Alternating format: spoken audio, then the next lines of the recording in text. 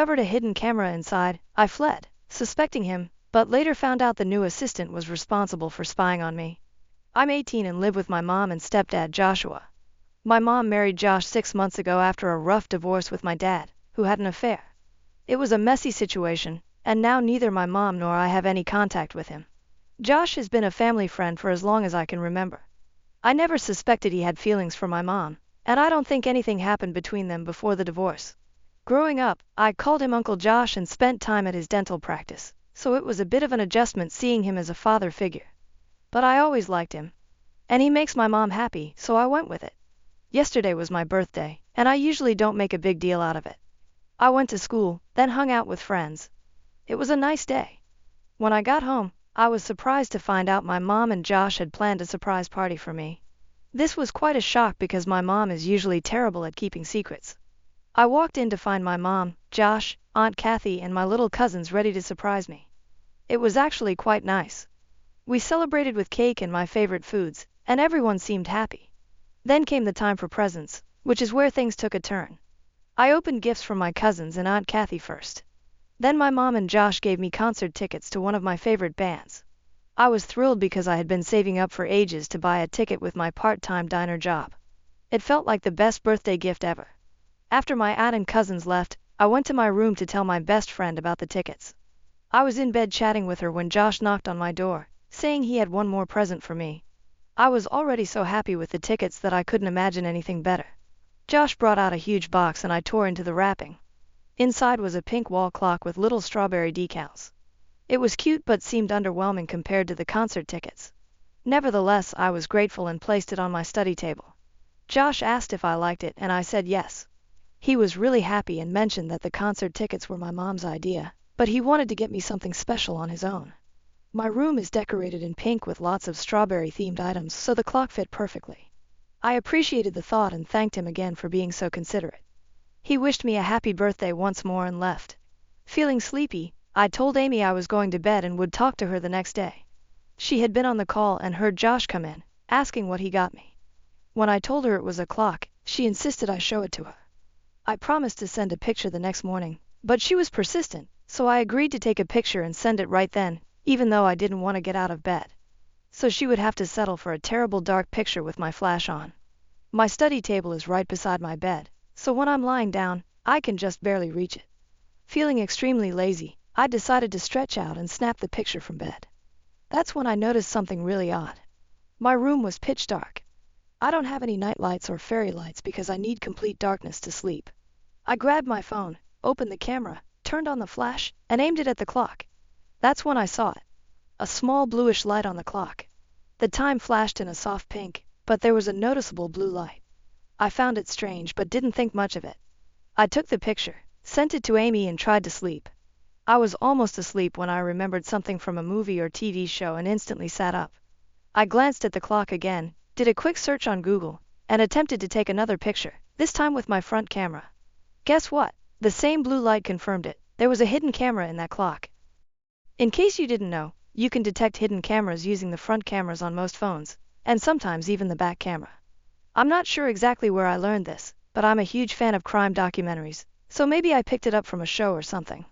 I was convinced there was a camera in that clock, and it was recording me.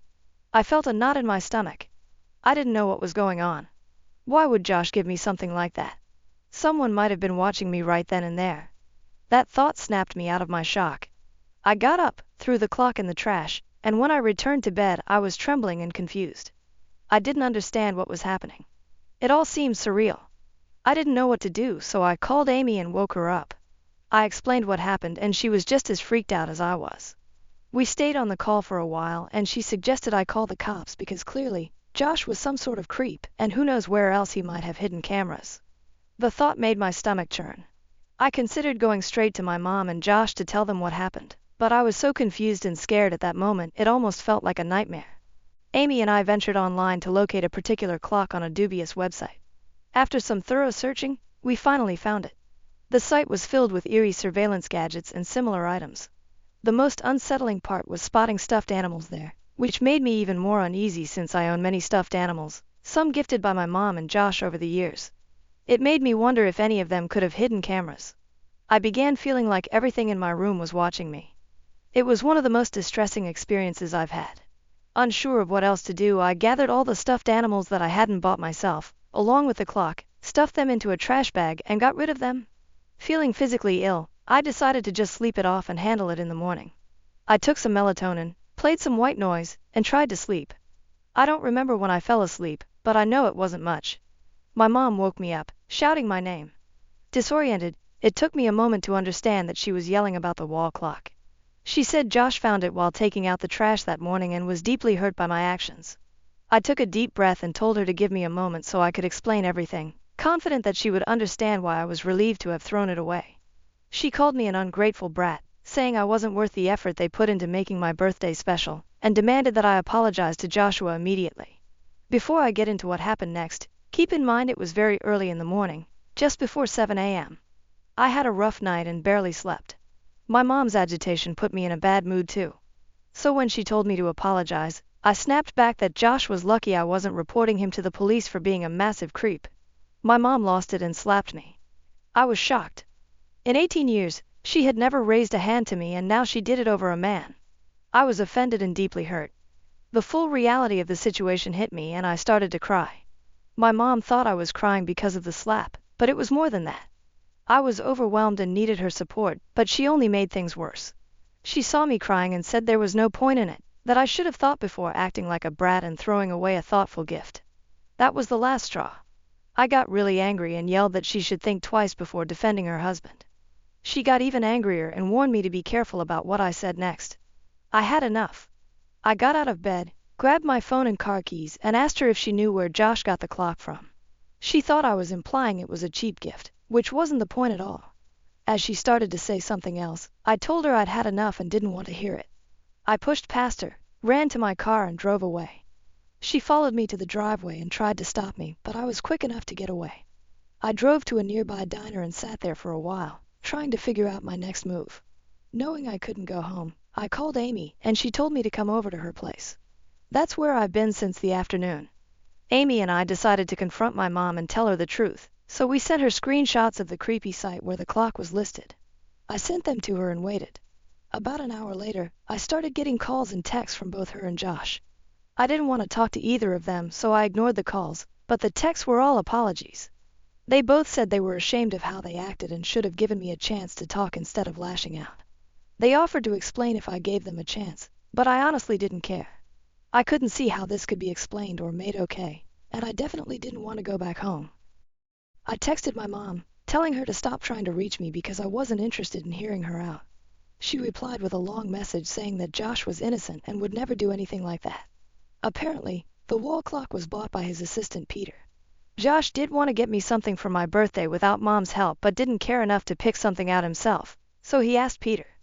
Peter is a new guy working for Josh for the last few months.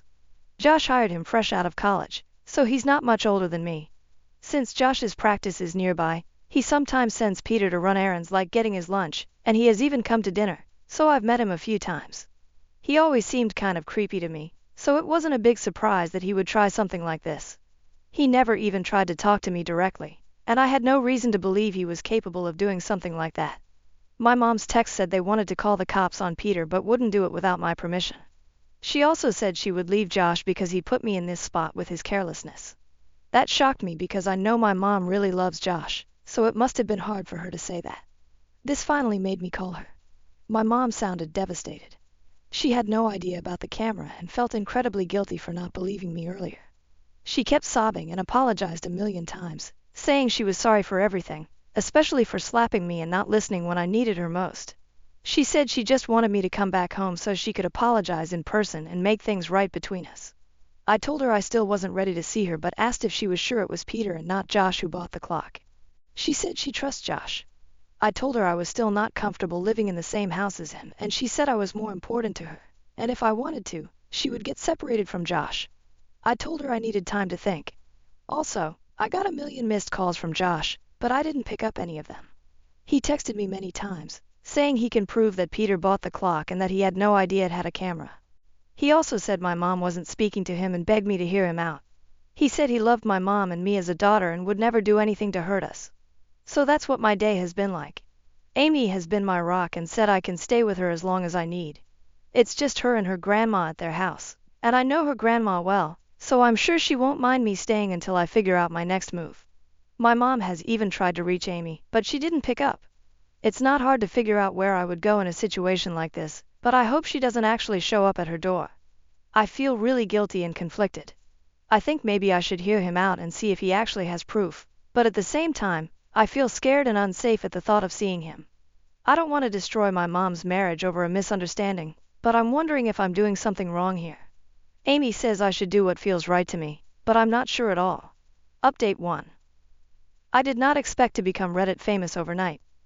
The response to my post has been overwhelming, with so many questions and comments that I haven't even had a chance to read through them all. But I have some major updates to share first. The morning after my post, my mom and Josh showed up at Amy's place. I wasn't surprised.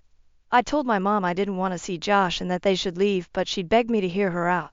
She was very emotional, clearly having been crying, and even Josh looked rough. Feeling bad for them, I decided to hear them out once. First, let me clarify that Josh was not lying about Peter picking out the gift. He showed me text between them.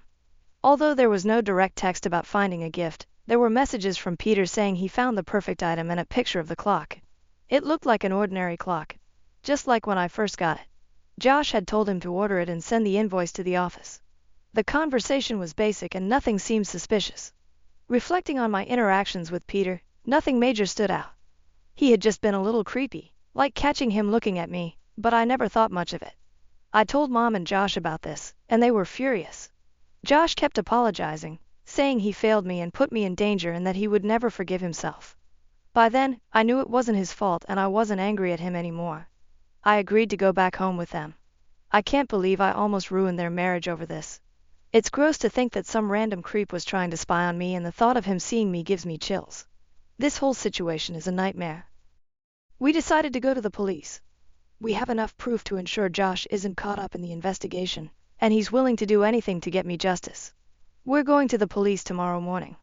The clock is still in the trash because we don't want to alert Peter if he's still watching. I'm nervous, but at least I have support. I hope they catch him and teach him a lesson. I'll try to post an update. Some of you suggested not trusting Josh, thinking he might be in on it with Peter and now trying to shift the blame. I understand your concerns, but I trust him. Peter has been a creep for as long as I've known him.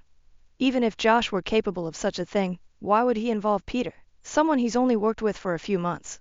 I checked the texts on Josh's phone and the timing between messages. It didn't look like any were deleted, and Josh showed me the transfer of money to Peter's account for the clock. He had no way of knowing where the clock was bought from. All of this makes me feel like I can trust Josh. I'd rather give him the benefit of the doubt over Peter.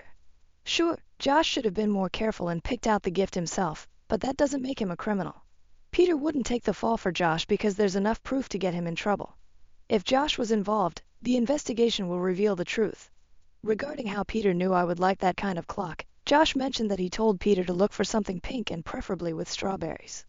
It's not a hard guess for anyone who knows me. I love pink and have a lot of strawberry-themed things. It's just part of my personality. But instead of focusing on that, we should be more concerned that these products even exist. Many of you have asked me to name the site where the clock was bought, but I don't want to cause trouble. However, you can easily find it if you search for hidden cam clocks online. Amy and I found it pretty quickly that night. Update 2. We called the cops on Peter and he got arrested. Thank you to everyone who offered advice and support on my previous post. After reading your comments and discussing it with my mom and Josh, I realized I couldn't just let this go. I felt shaken and scared, but I knew I needed to act to protect myself and possibly others. I talked with Amy and realized he might be doing this to other girls. Maybe even minors, which made me more determined to stop him. After having breakfast and gathering my thoughts, I decided to call the police. My mom and Josh stayed with me for emotional support. I explained everything to the dispatcher: the hidden camera, the suspicious clock, and my confrontation with my mom. They took it seriously and sent 2 officers to our house to take my statement. The officer was very understanding and professional. I was nervous about how it would go, but the officer just asked me to describe the clock in detail and any other suspicious items. He asked about my interactions with Peter, and I told him everything I could remember, though there wasn't much. I also mentioned the website where Amy and I found similar spy devices. The officer assured me they would investigate thoroughly. We shared the text exchanges between Josh and Peter, showing that Josh asked Peter to pick out the gift. The officer said they needed Josh to go with them for questioning. Josh agreed immediately, reassuring us that there was no need to worry and that he would be back soon. After taking my statement, the officer asked if I felt safe staying at home and if I had any friends or family I could stay with. I told him I trusted my mom and Josh and felt all right. He told me to contact them if I felt unsafe. They also needed to search our house for other possible hidden cameras or suspicious items. The police conducted a thorough search, particularly in my room, but found nothing besides the clock and some stuffed animals I had thrown away.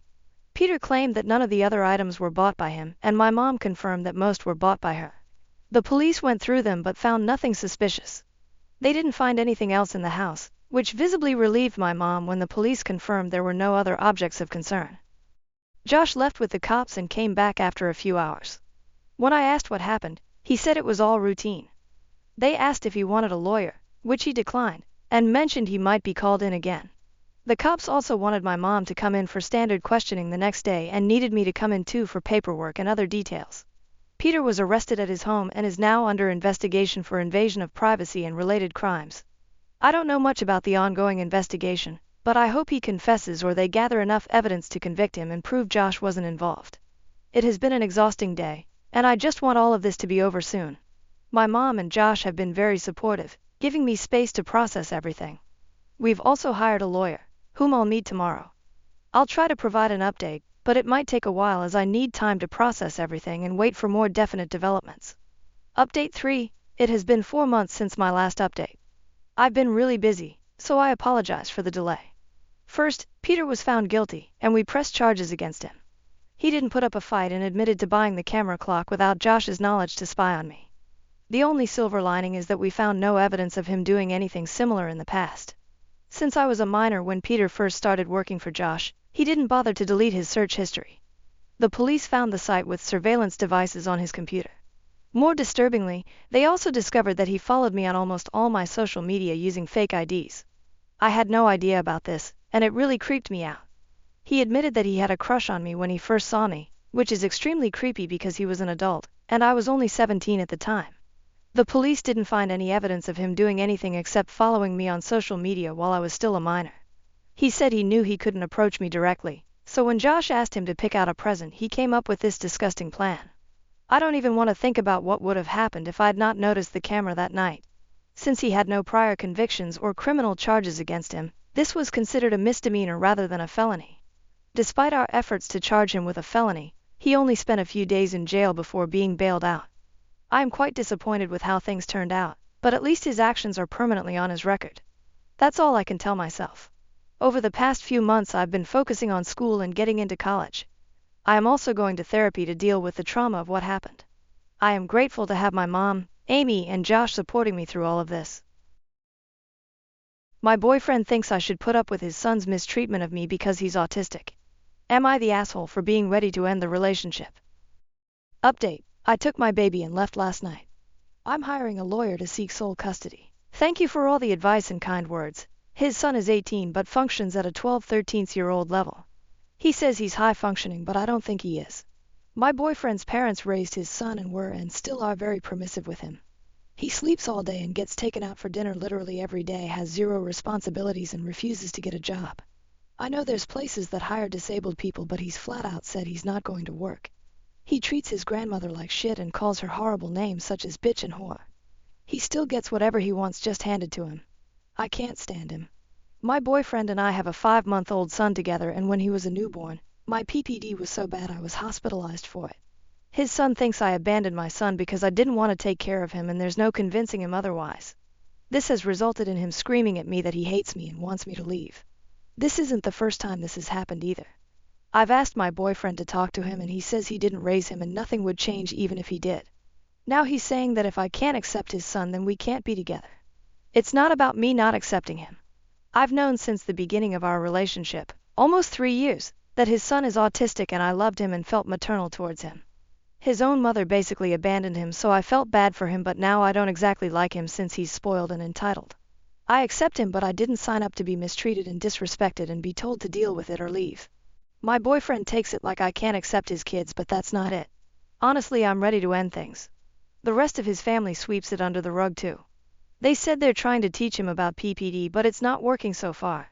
I know he's jealous because he sees his dad engage with our son like he didn't with him, but I'm not gonna put up with him treating me like shit because he's projecting his anger at his mom and dad onto me. I feel that my boyfriend doesn't love or respect me by telling me to deal with it. I worry that he's going to do this to someone in public and they'll hurt him. I worry that he's going to physically attack me one day, and I'm tired of not being able to take care of my son without him staring me down, and he brings my son to everyone but me. I'm tired of everyone excusing it as his autism. Autistic people know better than to talk to people that way. I think it's because he's never been told a day in his life. I love my boyfriend, but I'm not prepared to deal with being verbally abused every day. His son is on meds, but they need to be adjusted. He's about to start therapy again too. Should I leave? TLDR, boyfriend and his family excuse his son's mistreatment of me as it is just his autism. Boyfriend says deal with it and accept his kids or it's over. I accepted his kids but didn't sign up to be treated like shit and told to deal with it. Ready to leave him? Am I the asshole for criticizing the name my cousin picked out for her baby and ruining her excitement? My cousin Stephanie and I are really more friends than relatives. An important note is that she's not really online much, so can be out of the loop on certain memes and jokes in internet culture, and TBH, doesn't really understand the concept of viral internet references or how they work. Stephanie is pregnant and just found out it's going to be a girl. About a week ago, she told a gathering of her best girlfriends that she's going to name her daughter Karen. The room instantly went cold, but after an awkward silence, everyone else politely said it was lovely. I couldn't bring myself to respond at all. Later in the evening, when Stephanie was out of the room, everyone was immediately like, OMG, that poor kid, and why would she pick Karen of all names? I was uncomfortable with this conversation, given that everyone had been so positive about the name to her face. I thought more about it over the next couple of days, and just felt really weird about the whole thing. The name is really loaded, to the point it could be detrimental to the baby, and Stephanie had no idea of the connotations to make an informed decision. So a couple of days later, I tentatively brought it up. I told her I was so excited for the baby, and just wanted her to have all available information when picking a name.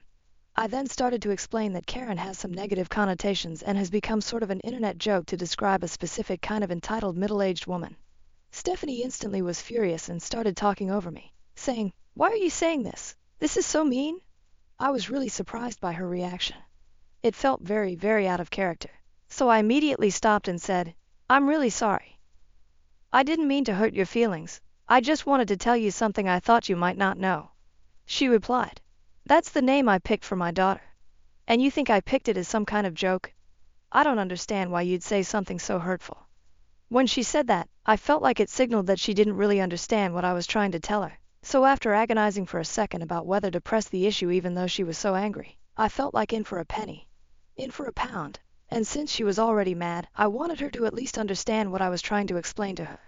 I googled Karen Know Your Meme on my phone and tried to show her the screen of results while saying, "Look, I'm just saying that there's more meaning to the name than you may realize." She stood up, pushed my phone away, and shouted, "Wow." She then stormed out of my home and drove away.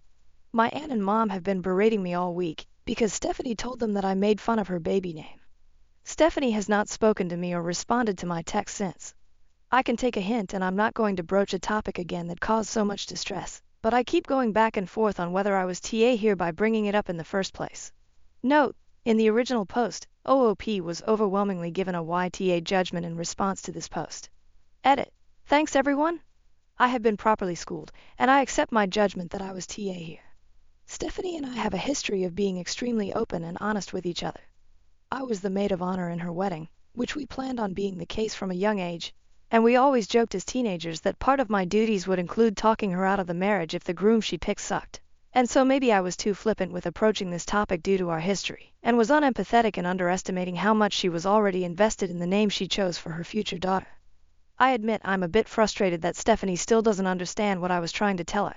She still thinks I was making some kind of weird, cruel joke accusing her of picking the name as a joke. But I have messaged her a sincere apology that she accepted, and I will never speak of this again, to Stephanie or baby Karen. I'll also stand up for Stephanie if her other friends shit talk the name around me again. If they're not willing to voice their thoughts to Stephanie directly, they need to not say the kinds of things they were saying behind her back. Edit 2. One more thing. I definitely was not trying to tell Stephanie to not name her daughter Karen. I just wanted her to make the decision either way, knowing the connotations, since I'd want someone to do the same for me if I picked a baby name with cultural baggage I wasn't aware of. I realize now I handled it poorly and was hurtful to Stephanie in the process, but I just wanted to be clear that I wasn't actively trying to talk her out of the name. I just didn't want her to be blindsided if it came up later. Additional context from OP's comments. Stephanie and her husband have a deal on baby names where she picks girl baby names, he picks boy baby names, and they each have unlimited veto power for the other person's choices. He's on board with Karen Efek. We're all the same age, late 20s, but neither of them spends time online or is even particularly tech-savvy. Update 1. My post last summer wasn't the most exciting or dramatic on AITA, but I wanted to provide an update if anyone is interested. Baby Karen was born healthy and happy back in October. She's an absolute sweetheart of a baby, and I'm totally in love with her. Between March and May, I didn't get to see her at all in person, but I was doing regular FaceTime, house party calls with Stephanie and Karen, and over the last few weeks, I've been going over to Stephanie's house to sit in her backyard and chat with Stephanie at Karen from a lengthy distance. I have 2 reasons for updating. First, I've realized since Karen's birth that her name has taken on new meaning to me. When I'm with her, Karen just means her, and I don't think about the other connotations. In other words, you guys were right. That said though, my second reason for updating is that Stephanie got back into her years unused Facebook at the beginning of the pandemic to keep in touch with people. She's been on it pretty regularly lately for the first time in years. Historically, she's not really been into social media. Most people in our area, social circle have been posting really heavily about BLM and the protests happening right now, as well as racial justice issues more generally. As a result, Stephanie has now come into contact with a deluge of Karen memes for the first time, and found them confusing and horrifying, especially the use of Karen as shorthand for a racist. I basically just declined to talk about it with Stephanie, because it went so poorly last time, but both my mother and her mother have hounded me about it because it's upsetting to Stephanie, and said things like, "Is this what you were talking about before? Why didn't you say so? Why didn't you explain it better? You should have told Stephanie." And Jesus wept. You really can't win. Thanks again for all your feedback on my last post. It was very helpful in giving me some zen about the situation. Edit. Wow, I've been super overwhelmed by the flood of very kind, heartfelt PMs, and just 1 or 2 not so kind ones, as well as the comments on my other post. Thank you everyone. It continually amazes me how many nice and empathetic people frequent a sub devoted to assholes. Additional comments from OP for context. In response to someone criticizing Stephanie, to be fair, Stephanie has been cool about it. First, she saw a bunch of posts about the Central Park Karen, when that white lady was harassing the black bird watcher in the park, and came to me asking me to explain why everyone was calling the woman Karen when her name was Amy. Since she's gotten back on Facebook, she often asks me to be like her internet culture interpreter. I immediately told her, "Sorry, I'm not having a conversation with you about this, because we had a major conflict over it last year, and I'm not getting into it with you." I think that was the first time she started to understand what I'd been telling her last year. And in fairness to her, she didn't bring it up with me again after that. As for my mom and aunt, they're kind of generally ridiculous. They tend to be extremely reactive to whatever is going on precisely at the moment, and if someone in the family is upset, they get over-involved trying to fix it. Stephanie has been venting to her mom about this, not about me, just how upsetting the memes are. And she and my mom have just been doing their normal thing of blowing it out of proportion, and now making it my fault somehow. I love my mom and aunt dearly, but they're not to be reasoned with. In response to another criticism of Stephanie, honestly, with my mom and aunt, it's easier to just wait for them to move on to the next shiny thing. I don't blame Stephanie at all. She's just upset and confused, but hasn't made it my problem at all. My aunt and mom just have a flair for the dramatic. In response to someone saying they still thought OP was TA because they only brought up concerns with the name for selfish reasons. I probably wasn't clear about this in my original post, and I think it's probably because that's the part I cut down when I went way over the word limit on that first post. But when I described feeling weird and uncomfortable over the couple of days I took to ruminate after Stephanie's announcement, the weirdness and discomfort was mostly a response to what happened with our friend group rather than just my own feelings about the name. I felt super uncomfortable being in the room while our friends shit-talked Stephanie's name choice after praising it to her face. I didn't have the presence of mind to call them out before the moment passed, and I sat with that guilt for a couple of days. I didn't want to tell Stephanie what they said, because it would be tattly of me, and I also didn't want to cause conflict within the friend group or upset Stephanie. So raising the topic on my own seemed like a good compromise at the time. I did wrestle internally with how to handle it, and clearly I missed the mark. In response to the comment, Do you understand that there is a massive difference in being upset with your friends for their response and approaching Stephanie because you say you want her to be fully informed of her name choice? These are two different things that you're conflating. No, to be clear, I didn't raise the conversation with Stephanie in lieu of scolding our friends. I brought it up because I thought they owed it to her to raise those points to her face if they were going to say them at all. Ultimately, I thought Stephanie was owed the knowledge of those connotations, whatever she chose to do with that knowledge. Also, I don't know how to explain the context of our relationship, but Stephanie and I have a lifetime of shared radical honesty with one another, from the inconsequential, telling each other when outfits are unflattering, to the difficult, when she gave me a come to Jesus talk years ago about how someone I considered a close friend was super shitty to me and that I should end the friendship. Based on our extreme closeness and shared history, this conversation felt like the right move at the time, even though it ultimately backfired. Update 2.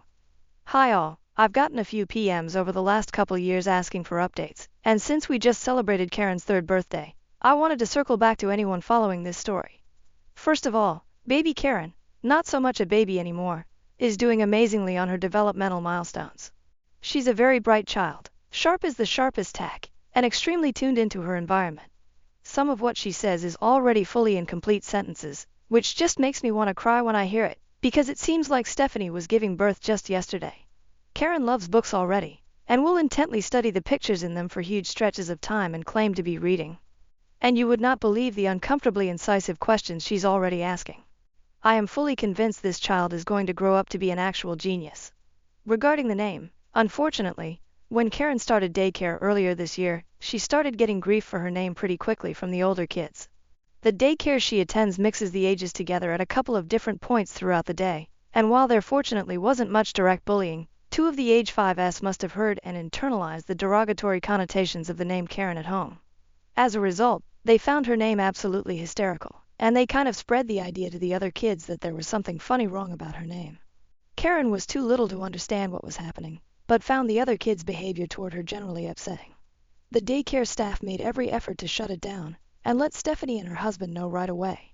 After about a month of this, where the daycare wasn't having much success putting the kibosh on this behavior, and the kids weren't dropping it, Stephanie and her husband made the decision that Karen would be going by Carrie from now on, which was already an established nickname that a lot of family and friends were already using, and that Karen already recognized as referring to herself. Stephanie and I never really fully revisited what happened during her pregnancy, but when she was telling me about what was happening in daycare, she apologized to me. I immediately felt terrible and reassured her there was no reason to apologize. Emotions are complicated when you're pregnant, and that I thought having Karen go by Carrie was a great solution. Though changing what you're used to calling someone is fucking hard, I've found. And I'm still directly addressing her on manual mode, every single time. A lot of the responses I got to my last post were gleeful and leaned into the schadenfreude of the situation. And I have to say those responses really bummed me out. I would much rather live in a world where I was wrong about the impact Karen's name would have on her. I cannot emphasize enough what a sweet-dispositioned, smart, curious, loving little girl Carrie is, and how much she deserves every good thing in life.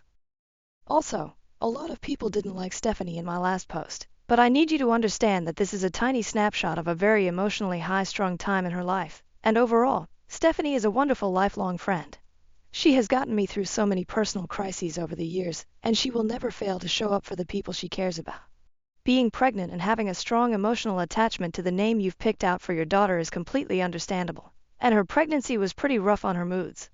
She once wept uncontrollably at a cat food commercial when she was about 7 months pregnant. I also think my approach for trying to explain the name issue those years ago was very clumsy, and I could have done a better job of bringing it up. That said, with the distance of time, I am really glad I broached the topic. I feel like I owed Stephanie that information, and I can feel good about giving it to her. If I'd chosen not to bring it up at the time, I think I'd have a lot of regrets now. The only thing I'd change now, looking back, is that I would try to bring it up more gently somehow with Stephanie so I could have had the chance to explain. In summary, all is well. We've run into a little bump in the road with other kids' reactions to Carrie's name, but in some ways, it's better to get this out of the way now, when Carrie doesn't really understand what's happening, than have this happen in kindergarten or elementary school down the road, when full-on bullying could be a risk. She's adjusting really well to going by her nickname full-time, and Stephanie and her husband are planning on enrolling her with Carrie as her preferred name in all future schooling. And since schools around here go by preferred name rather than legal name in things like classroom roll calls, It's possible she can get through K-12 without it ever really being widely known among her peers that her legal name is Karen. And I really hope this common usage of the name Karen dies down in the next few years. Edit. Really disappointed to be getting hate messages directed at Carrie, wishing that terrible things befall her and calling her the C word. Please remember she's an innocent child. Edit 2. Point of clarification. The boys at daycare apparently didn't know that Karen was a name. The way they'd heard it used at home made them think it was just a term used to insult people, and that it might be a bad word. That's why they found it so funny, because in their worldview, it was like meeting someone named Fartface or Asshole. The daycare staff explained to them that Karen is a real name, and that lots of people are named Karen, and of course they tried their best to curtail the mockery, but nothing really helped until the name change and a little bit of time had passed. Things at the daycare are now back to normal. The other kids are calling her Carrie, and everyone has, fortunately, moved on. Edit 3. Please don't harass Redditors who gave a YTA judgment on my first post. They gave their honest judgment at the time in an online space specifically set up for the purpose. I didn't post on an advice sub, I posted on a judgment sub, and there's no reason to call people to the mat for judgments I asked for, made in good faith, from 3 years ago. A comment defending Stephanie in response to someone commenting that she's a bad friend to OP. Stephanie is genuinely a great friend and a good person. She once dropped everything and drove 300 miles because I had just been in a relatively minor car accident in a city I lived all alone in as a young adult. She once gifted me $1,500, no questions asked, and insisted I never even think about paying it back, when I needed to get out of a really bad cohabiting situation while broke. When we were teenagers and the cool boy she had a massive crush on made fun of me for something I was extremely sensitive about. Instead of keeping quiet, she blew her top, stuck up for me and told him off, then led me away to comfort me away from him. She is loyal and kind and has incredible character. This post is such a tiny snapshot of who she is as a person. When I raised my concerns, Stephanie was emotional, very pregnant, and somewhat sleep-deprived. Her pregnancy was rough on her body, and on top of hormones, I think she was just genuinely confused by what I was trying to tell her. Final update. For those of you who have contacted me asking for an update, I wanted to circle back and close the book on the baby Carrie chapter. As of last month, Carrie is now legally Caroline, last name, and she has even been issued a new birth certificate with her new legal name. The daycare bullying issues had already died down since Stephanie and her husband switched to calling her Carrie, but this legal name change now means that the Karen issue won't crop up again when she starts school. There were also some other minor incidents that pushed Stephanie and her husband to make that decision around a legal name change. They were getting to the point where, almost any time they were having to provide Karen's legal name to get a service, they were getting an immediate reaction, even from adults. It was usually just a meaningful look, but barbed comments were not unusual. The final straw was when they were at the airport getting ready to fly to visit Stephanie's in-laws with Carrie. The TSA agent at security made a snarky comment, and then later when they needed to ask the gate agent about their seats, the gate agent rudely laughed at seeing Carrie's ticket, then showed the gate agent standing next to her, who just shook her head and said, "Poor kid," to her co-worker while fully ignoring Stephanie and her husband. And they had this interaction in front of Carrie.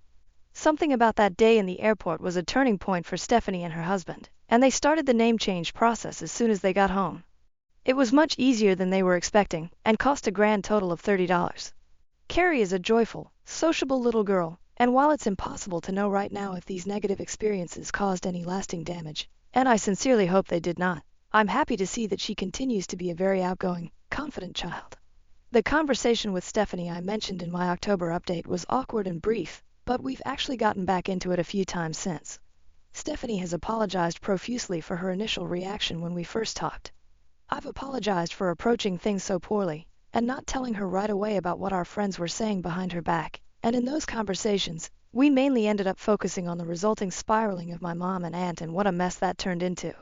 Together we've started to unpack some of the intergenerational shit around our family issues. To provide some of that context, our maternal grandparents were a nightmare. Our grandfather was an authoritarian revivalist preacher who was physically abusive and referred to himself as the spiritual leader and ultimate authority of the family. Our grandmother was a manipulative narcissist who psychologically tormented my mom and aunt for their entire childhoods. As a result, my mom and aunt's trauma bonded considerably during their childhood and grew into extremely anxious and reactive adults. Any whiff of conflict sends them into panic mode, and in our family, we have these well-worn grooves of behavioral habits with my mom and aunt overreacting to anything that feels like discord, and scrambling to clumsily smooth things over. As a result, Stephanie and I have both been working hard to build better boundaries with our mom's generation, and have agreed to be really cautious about what information we give them, especially anything that is highly emotional. I've been in therapy for a couple of years now, and Stephanie also started therapy late last year. We've been talking about the ways that my grandparents traumatizing our moms caused intergenerational issues that impacted us, and Stephanie is determined that the cycle ends with her, and that these issues will not go on to touch Carrie.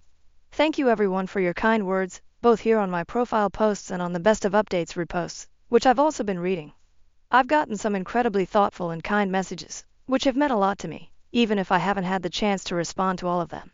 For those who may still want to be critical of Stephanie, I again want to emphasize how out of character her initial reaction was, and how much physical, hormonal, and emotional upheaval she was in at the time. These posts are a teeny tiny window into just one aspect of the dynamic, funny, kind, caring full human being that is my cousin and best friend. Stephanie has been my most loyal and trusted friend for pretty much my entire life, and she has fully earned some grace for reacting less than perfectly to my extremely clumsy approach when she was sleep deprived, hormonally wrecked and brain fogged. Stephanie has read these posts now as well, along with most of your comments, and, after I explained to her what Reddit is, they were helpful to both of us in our talks about our weird family dynamic. I can't imagine I'll have any more updates down the line, but thanks for following along the last few years. After being truly abused by my stepfather, I lived with my dad. Recently, I discovered that he chose me over my former stepmother and half-sister. I was sexually abused between the ages 9-13 by my stepfather. Both he and my mom will be behind bars for many years to come. When I was sent to live with my dad, I was broken. I barely spoke, didn't eat much if at all. I wasn't mad or angry. I was null of any kind of emotion. Basically, I was alive but wasn't living. I kept my interactions with everyone to the bare minimum. I was polite but didn't go out of my way to make conversation with anyone. I was more social with my dad, but I kept it to a bare minimum. I had nothing left to say to anyone. It took me 2 years for me to be able to allow my dad to show any form of parental affection towards me. That's how withdrawn I had become. Dad was my rock throughout the whole thing. When I experienced night terrors, I would wake up and either find my dad holding my hand or him holding me. He drove me to all of my therapist appointments. He made sure I was eating properly. There were days I would break down for no reason and he would just hold me and tell me that everything will be okay. He literally went above and beyond for me. I hated the city that we were living in. Because I had so many bad experiences there, it made living there miserable. I was so passive, it was scary. My therapist had told my dad that I was stuck in the victim cycle. I didn't know how to get out. Because of this, I was bullied quite a bit. By the time I was 15, I had been to 3 different schools. It got to the point where my dad pulled me out of public school and enrolled me into online classes.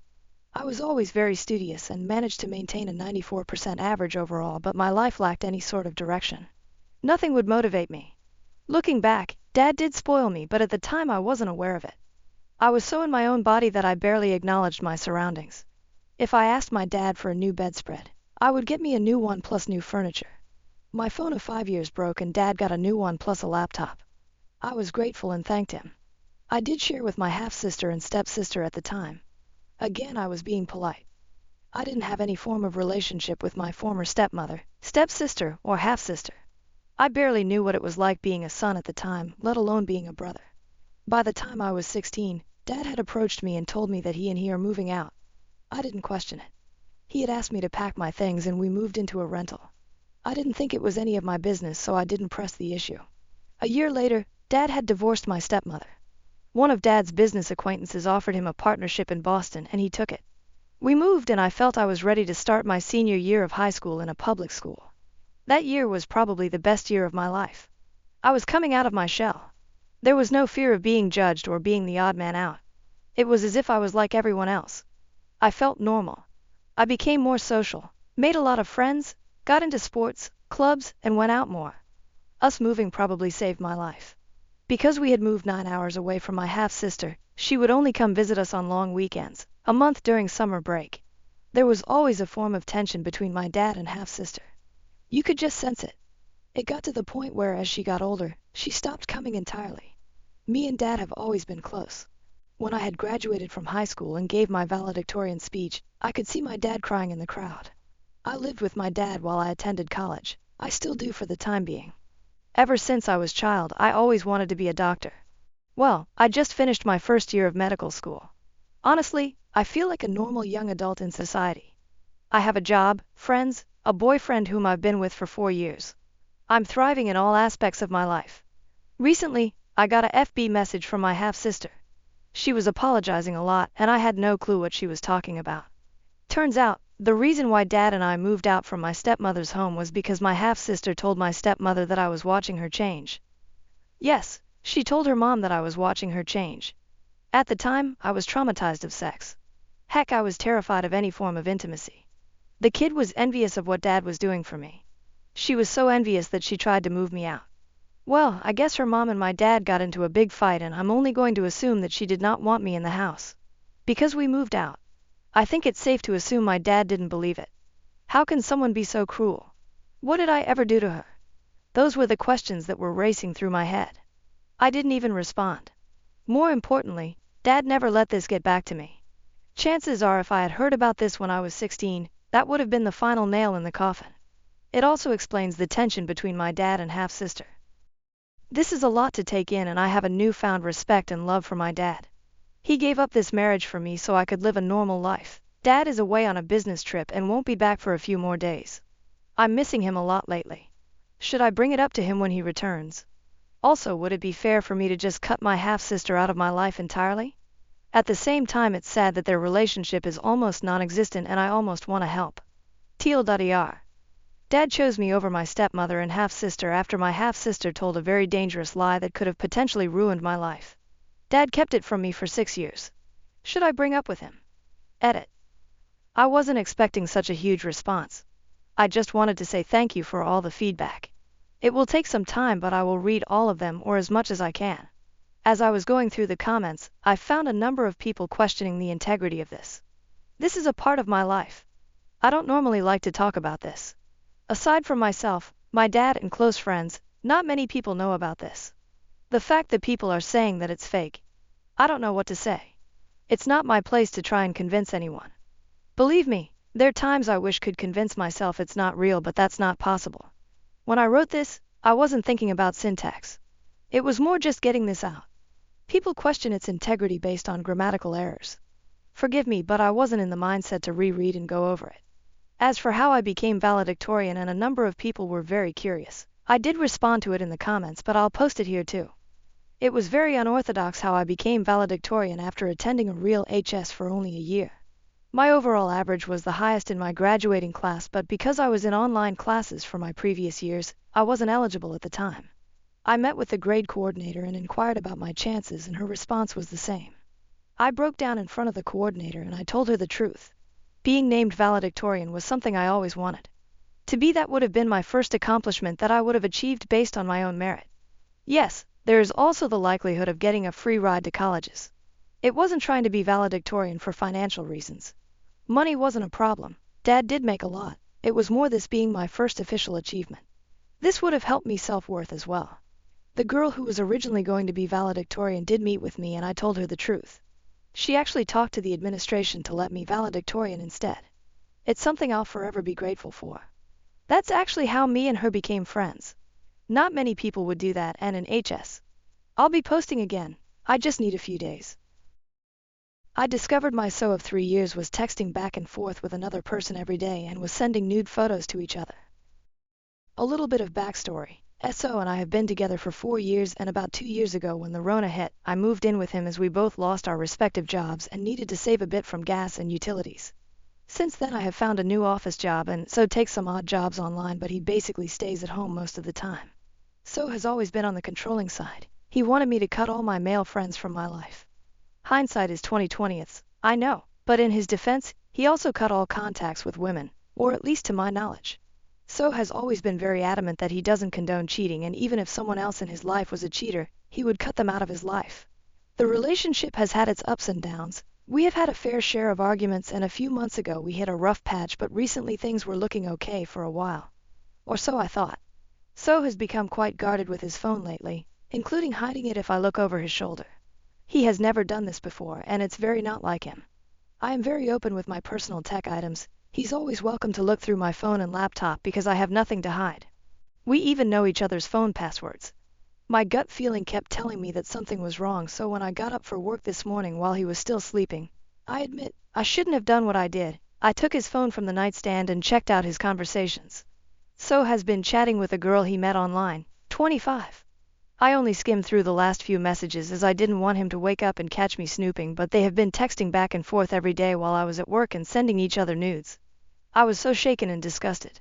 I don't know when it all started, but I assume it's been at least a month because that's when I first noticed the suspicious phone guarding behavior. Honestly, no matter how much I look for a solution, there's no coming back from this. I know I have to leave. I haven't confronted him yet because I don't want him to try and persuade me to stay or spin it that it's my fault. I also don't believe in closure, so there's really no use in telling him that I know. Here's where I need advice. I have a place to move to and I have to move all my stuff. I don't want to have him damage my stuff to spite me or something. He has a history of throwing my possessions when angry, so I'll have people come help me move when he's not in the house. We have separate finances, so that's not an issue. The problem is, we have a dog. I adopted him with his approval when I moved in with him. I'm saying it's technically my dog since I do 90% of the dog activities. He rarely takes him out and I buy all the dog toys and dog food. Basically, he's the fun parent that gets only the pets and hugs. I know he loves the dog and the dog loves him, but I don't think he'd be able to take care of him and get up at 6 a.m. to walk him. My baby is also too used to the house and us, and he'll probably be stressed out if I move him. Should I take the dog with me without telling my soon-to-be ex, or should I leave the dog with him? Another thing I need advice for is, should I leave him a note or a message with any explanation? Update 1. First, I'd like to thank everyone who commented on my previous post. It really helped put things in perspective for me. A few people asked for an update. It will be a lengthy one, so brace yourselves. One particular comment stuck out to me, that my pet doesn't know what's best for them and they could roll in literal shit and be happy, which really solidified my decision. As a preface, I'd like to apologize. I was paranoid that I could be found out, so I altered a couple of details in the original, one of which was that we owned a cat, not a dog. However, I was still doing 90% of the caring for the cat. On to the update. After reading all the comments and making the decision to take the cat, I called my best friend, her boyfriend, and my parents to tell them I'm breaking up and discuss logistics. I also told them to not mention anything in writing on the off chances that SO sees the messages. It took me quite some time to put everything in motion, 3 weeks to be precise, in which time I was doing my best to act like everything was okay while secretly moving some of my stuff to my parents' place to ease the final load. Finally, last Friday morning, my best friend, her boyfriend, and my dad came. We loaded up everything on my father's truck and left. The whole ordeal took 1.5 HRS. I was honestly amazed how much stuff I managed to accumulate for just 2 years. I took everything that I paid for out of my pocket, including a monitor and a headset that I lent him due to his equipment breaking, and he never bought new ones. The only thing I left was a queen-size bed I bought shortly after moving in. I also made sure to log into X's World of Warcraft account to cancel his subscription, which was paid from my bank account. I left a note on his desk that basically said, "Do not panic, you have not been robbed." I just took all my stuff and left. I'm taking the cat with me because I don't trust you to take care of her properly. Do not call me, my friends, or my family. We have already had the talk, so there's nothing else to say. Have a nice life, your ex. I didn't tell him I knew about the cheating because at this point it was irrelevant. In retrospect, it was just the last straw on top of many other problems. But hindsight is always 20/20. I blocked his number and never looked back. Sure enough, he messaged me on WhatsApp as soon as he came back to the empty flat. The gist of the messages was that we could have done it the Civil War, LMAO, and why did I take the cat this way? We raised her together and he loved her. He also tried to call 3 times but gave up soon after. I then blocked him on WhatsApp as well. The next few days were pretty uneventful. Yesterday, he showed up at my workplace unannounced. I was pretty annoyed but didn't want to make a scene in front of the colleges, so I took a break and went out with him to the park across the street. Knowing him, he wouldn't just fuck off and leave me alone. He said he wanted closure and that I owed it to him after all these years. The conversation was mostly boring, so I'll highlight the important details. He said he wanted his monitor back and that he's willing to pay for it or trade me his new one, which is better, but wasn't with the same curvature that he was used to. I told him that I like my monitor and tough luck. The best part is he went out, bought a new monitor, set it up to play WoW, but realized that I also took the headset. He then asked his mother to buy him one and she bought headphones without a mic. Pity. He asked to have the cat back. He offered me money, offered me all his crypto savings, and even offered me 60k gold in WoW LMAO. I told him some things can't be bought with money. He then asked to co-parent, and when I said no to that too, he asked to at least say goodbye to her in person, also denied. I brought up that I'm the cat's primary caregiver and he can't even clean her shit. He replied he could, when push comes to shove, but didn't since I was doing those things anyway, despite him being in the flat almost 24/7. I also pointed out that if he really loved the cat that much, he'd want the best for her and to be with the one who takes care of her, instead of wanting to keep her for selfish reasons. He kind of agreed on that. The most baffling part, he offered to pay me to go grocery shopping together. We used to do that all the time when we were together. I pointed him to a couple of sites where he can buy groceries and have them delivered. He said it was too much work. I told him to adjust and evolve. He also apologized one too many times for hurting me, to which I replied every time I wasn't hurt, I was just disgusted and cringed at the conversations I read, to which he got offended and mumbled that it was private, you know. Not once did he mention the side chick, even then he didn't have the balls to admit to the affair. In their messages there was a recurring joke that if he comes to the hotel where she works, they'd have to fuck in the janitor's room. I brought her up a couple of times, told him I wish them both the very best, and since I left him the bed, he doesn't have to worry about fucking in the janitor's room anymore. He asked to be friends multiple times. I told him, also multiple times, he betrayed me and he's a pathological liar and I don't want to be friends with a dishonest person. He legit couldn't comprehend how his dishonesty impacts a potential friendship. He said he wanted to tell me he wasn't committed to me anymore but couldn't bring himself to do that. I pointed out the hypocrisy of him blowing up at me for platonically talking to male friends online, but he cheats the moment a semi-attractive woman comes his way. He said that a woman cheating on a man is the greatest sin, but a man cheating on a woman is not so severe. What the actual fuck? The rest of the conversation was him trying to play buddy-buddy and talk to me about his life and me reminding him that I'm not interested in his life and that he's a closed chapter to me. After what seemed to be eternity, we said our, hopefully, final goodbyes and I went back to work. In conclusion, for the past week since I left, I've felt like a huge load have dropped off my shoulders. I have all the time in the world, I'm working on myself, I'm reconnecting with people I haven't talked to in years. I'm trying to live my best life and I don't regret anything. There were good times, there were bad times. It was a valuable experience and a lesson learned what to look for in a partner and, more importantly, what not to overlook. Huge thanks to everyone that commented on my post. You really gave me the push I needed to make what I hope is the right decision. Update 2. I was contemplating whether to write this last update or not. A bunch of things have happened since I last posted and eventually, I figured we are all more or less people who laugh at their own farts and enjoy the occasional justice boner, so I decided y'all might appreciate how karma has caught up with X. Disclaimer and some background. I left out a lot of information in the original post and altered a lot of details to make sure X does not find the post and connect the dots. Our real ages are 28, him, 33, me, and 34, side chick. X and I were together for almost 7 years. Note 4. X had a chronic disease, nothing fatal if treated, very manageable, and a lot of people with the condition can work. He was of course using it as an excuse not to work, even online work, and mooch off me. We lived with his mother who was supporting his narrative that he is too sick to work. X was abusive, first only verbally but it progressed to physical abuse. I omitted most of this information in the first post because I wanted an unbiased opinion whether to take the cat or not. Even though the cheating was the last nail in the coffin of our relationship, I was actually contemplating leaving him for almost a year before the actual fact and on occasions where he ramped up the abuse. I will withhold giving examples for the time being because the topic might be traumatic for some readers. My last update ended with my ex coming to work to offer me pixel money for my cat.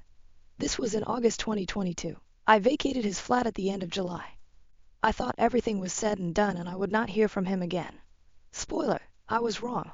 Since the breakup he has messaged me about every 3 months on Discord for various bullshit, like how he lost his best friend or asking for photos of the cat. I didn't block him there in case either of us needed to exchange items we forgot at our respective places.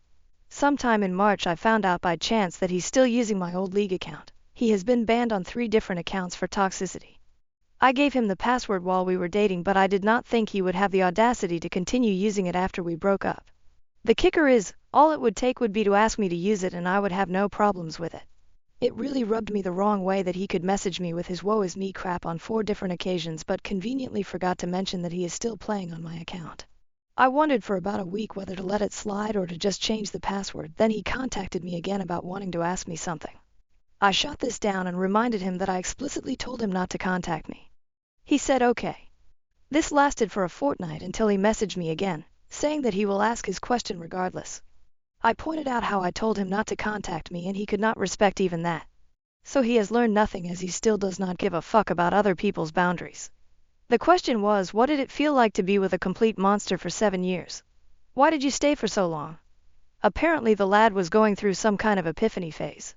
There were a lot of crocodile tear-laced explanations that followed. The gist of it was that he was doing some reflections. He realized he is a complete lunatic and needs help and apologized for how he behaved.